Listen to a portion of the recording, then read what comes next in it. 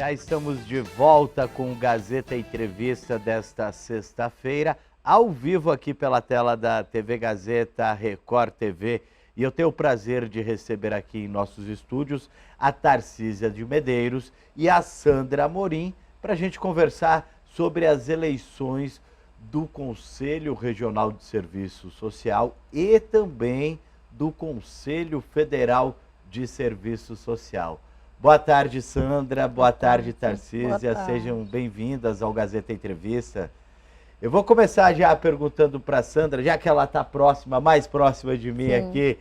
Sandra, eleições para o Conselho Federal e também para o Conselho Estadual. Quando acontecem essas eleições? São eleições simultâneas? Boa tarde. Boa tarde. Desde já a gente queria agradecer pela abertura do espaço para a gente falar um pouquinho das eleições do Conjunto Cefes-CRES. Então, as eleições acontecem dia 14, 15 e 16 de março. Sim, as eleições são simultâneas, acontecem tanto para o Conselho Federal quanto para os 27 estados. E aí acontece a cada triênio. Cada triênio. Para você que está em casa entender, a Sandra Amorim, ela concorre pela chapa do Conselho Federal de Serviço Social para o cargo de conselheira, e a Tarcísia, ela é a presidente da chapa que concorre ao Conselho Regional de Serviço Social aqui do estado. Tarcísia, boa tarde. Nas duas eleições, chapa única, isso é um bom sinal ou não? Boa tarde. Em parte, a gente gostaria de que tivéssemos mais colegas interessados em constituir outras chapas, né? Mas como temos apenas uma, tanto a nível federal quanto regional, vale salientar que isso é importante para a categoria e estarmos também trazendo aqui a importância dos colegas estarem atualizando seus dados cadastrais junto ao CRES, né, que só pode votar quem está adimplente com os dados cadastrais atualizados. Hoje nós temos, em média, quantos profissionais de serviço social aqui no estado? Hoje, no Acre, nós estamos com a média de adimplentes, né? Sim. Ativos no CRES, 1.517 assistentes sociais, aproximadamente. A maioria atua aqui na capital? A grande maioria, sim. Mas hoje, todos os municípios do Acre temos, sim, colegas assistentes sociais atuando também no nível municipal. Ô Sandra, Sim. A gente trazendo para essa questão, para eleição do Conselho Federal, vamos começar pelo Conselho Federal, depois a gente fala do Conselho Regional. Quais são as pautas da chapa que você representa no Conselho Federal para a categoria? Então, as nossas pautas, né, a gente chama a nossa carta-programa, ela já é baseada no acúmulo que o Conjunto Cefes-CRES, né, que a gente chama Conjunto Cefes-CRES, o conjunto do Conselho Federal e dos regionais. Aquilo que já tem de acúmulo de demandas a longo prazo, né? Então, a gente é uma chapa de continuidade. Sim. Nós não vamos iniciar, claro que sempre a gente tem pautas novas, mas nós temos pautas que ainda não foram vencidas e que a gente precisa continuar atuando, como piso salarial, a lei das 30 horas, a gente tem a questão dos concursos públicos, que nós precisamos lutar para que a gente tenha essa ampliação. Só lhe interrompendo, já que você falou da questão do piso salarial, a gente tem acompanhado nos últimos anos muitas categorias em Brasília pressionando o Congresso e conseguindo a aprovação de um piso nacional. Como é que isso já existe para quem trabalha com serviço social ou ainda não? Não temos ainda. Nenhum projeto? Nós temos 3 projetos em andamento, 2 no Senado, na Câmara Federal, mas eles estão parados, né? Então, a gente tem um PL que o salário varia em 3.800, o outro em 5.700, né? E o outro 8.000 e poucos, né? 8.200. Mas os 3 estão parados, né? A gente não conseguiu avançar. E aí a gente também quer esclarecer para os profissionais que a luta pelo piso salarial, ele não pode ser só pelo Conselho. Porque pelo Conselho a gente consegue avançar nos diálogos legislativos. Mas o âmbito, né, de luta mesmo, pelo piso salarial, de ir para a rua, de fazer mobilizações e de pressionar o governo, é mais uma luta sindical. E às vezes os profissionais confundem. A gente pode andar junto com o sindicato, né, para que a gente busque essa melhora para a categoria. Sim. Ô Tarcísia, e as demandas para a categoria aqui no nosso estado? Temos muitas demandas, né? Hoje, a maioria dos assistentes sociais, eles estão no âmbito da saúde e do sócio-jurídico no nosso estado, mas é importante salientar que essa demanda é crescente, principalmente no pós-pandemia, né? Nesse princípio aí dessa nova retomada do trabalho, nós temos vivido uma demanda muito grande e também a importância de estarmos levando o assistente social para o âmbito da educação, né? Essa é uma outra bandeira de luta da inserção do assistente social dentro das escolas. E por que a categoria defende isso? Porque a educação, ela é o princípio de toda e qualquer questão social. É lá que ela vai apresentar essas primeiras características, no âmbito da educação. Então, hoje nós lutamos também, é uma das nossas pautas da chapa, que concorre ao CRES Acre, está trazendo essa discussão do âmbito tanto estadual quanto municipal, da inserção do assistente social dentro das escolas. E agora eu fiquei curioso sobre essa inserção do assistente social nas escolas. De que forma que ele atuaria nesse processo de educação dos nossos alunos? Vendo as questões sociais que nossas crianças e nossos adolescentes trazem para o âmbito da escola, né? A questão da violência, a questão dos problemas psicológicos, né? E trabalhando junto com o psicólogo dentro da educação e a questão mesmo da falta de renda das famílias.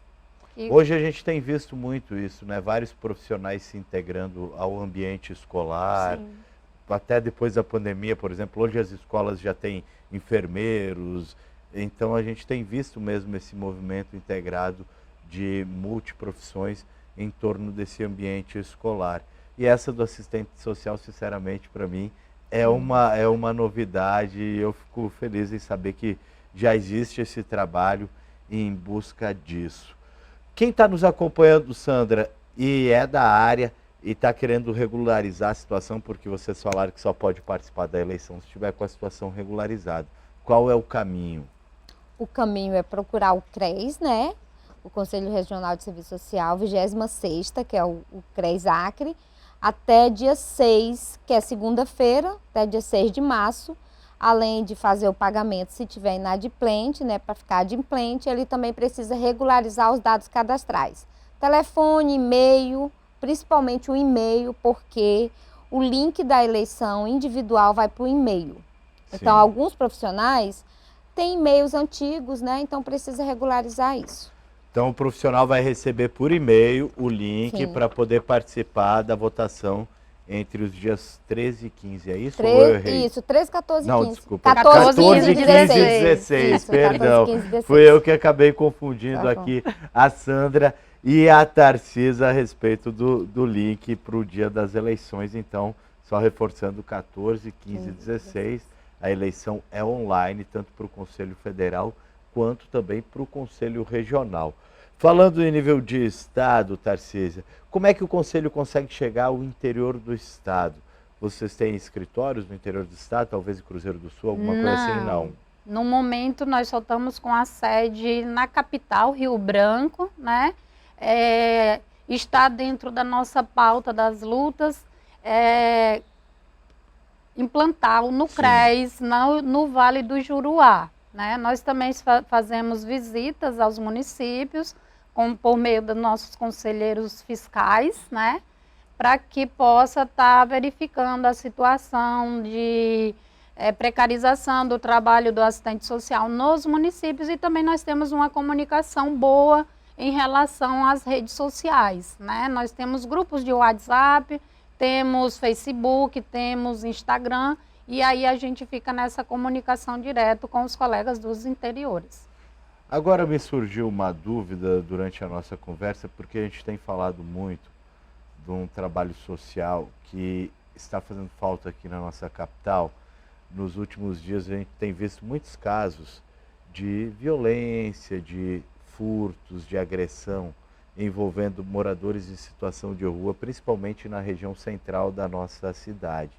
E aí, o que eu pergunto para vocês é se o Conselho, tanto o federal quanto o estadual, se ele tem a possibilidade de trazer também propostas de políticas públicas para os nossos gestores estarem talvez discutindo e aplicando, porque isso hoje é um problema grave que tem afetado muito a nossa capital e também cidades do interior do estado. Existe essa possibilidade dos conselhos regionais e o Conselho Federal estarem atuando, estarem propondo políticas públicas para essas áreas? Eu pergunto para as duas, pode ser uma de cada vez, pode. Por favor. Então, o que o Conselho faz sempre é debater quais são as questões sociais que estão mais em evidência, né, no nosso estado brasileiro, estado do Acre.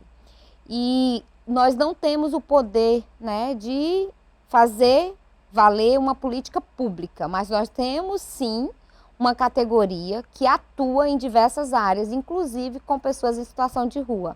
Isso é uma questão social que ela perpassa não só a área da assistência social, ela perpassa a saúde, a educação. A gente estava debatendo aqui fora sobre isso, né, Tarcísia? Porque a gente falando exatamente disso, o quanto que no estado do Acre isso aumentou, e Rio Branco, o último estudo que saiu, né, semana atrasada, é que a gente tem mais ou menos 400 pessoas em situação de rua em Rio Branco. O que é que o Conselho pode, onde que o Conselho pode atuar?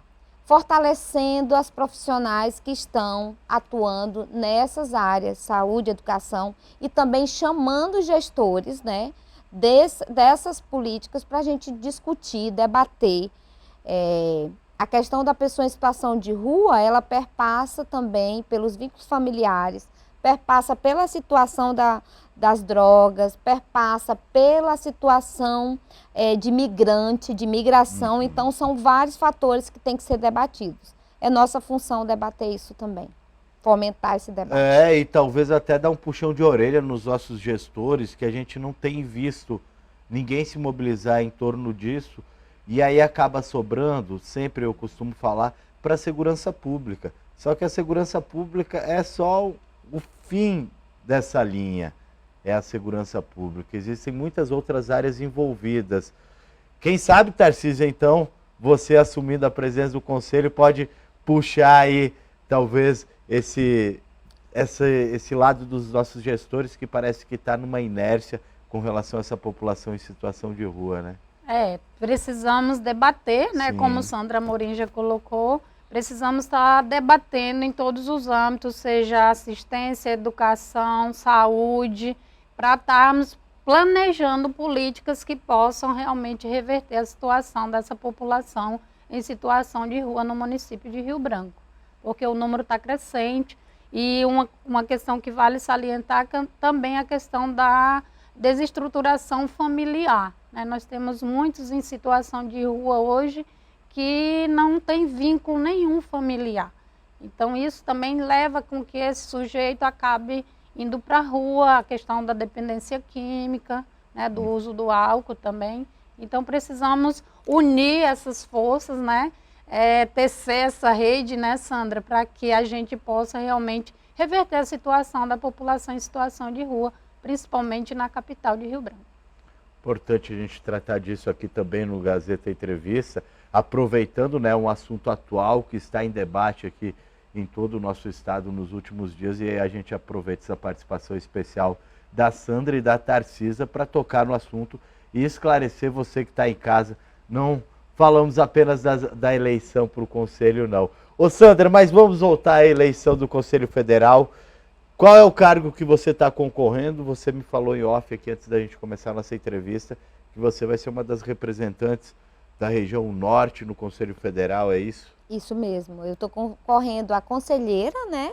E eu, junto com a colega de Tocantins, estou representando a região norte. Nós somos 18 membros, né, na chapa, são 9 titulares e 9 suplentes. Eu estou nos 9 suplentes.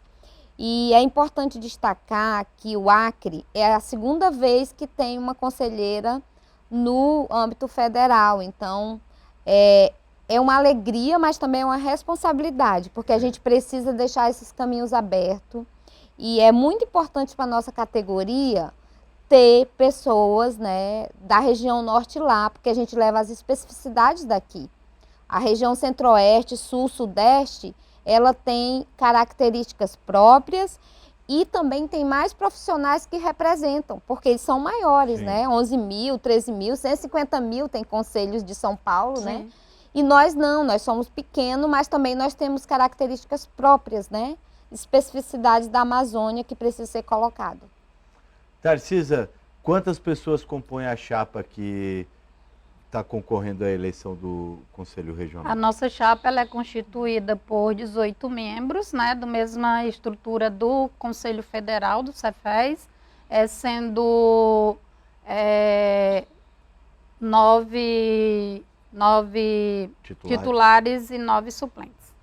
E o que você destacaria das promessas de campanha, entre aspas, vamos colocar assim, da chapa de vocês? Nós temos um plano, né, nossa carta-programa, e dentre todas as bandeiras de luta da nossa chapa, nós temos a questão da implantação das 30 horas no estado do Acre, que nem todas as secretarias hoje cumprem as 30 horas, já é lei. 40? 40, são poucas, hoje só a que está incluída no plano de cargos e salário, no estado do Acre, a Secretaria de Saúde, né?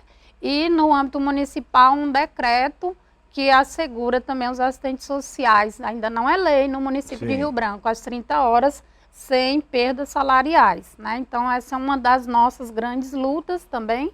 E a questão do concurso público para assistente social, tanto a nível de estado quanto dos municípios. A defasagem é grande? Muito. A gente tem ideia, você tem ideia mais ou menos de quais seriam os números dessa defasagem? Não, nós não temos esse levantamento, não, mas nós temos aí uma demanda crescente para a inserção do assistente social, não só dentro do estado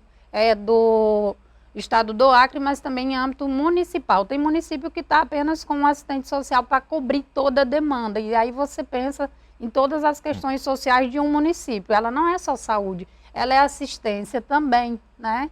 E aí a gente precisa fazer essa luta crescer e trabalharmos pela implantação do concurso público, como também, como eu já enfatizei, e Sandra também, a questão do assistente social no âmbito da educação, que essa luta aí é para ontem.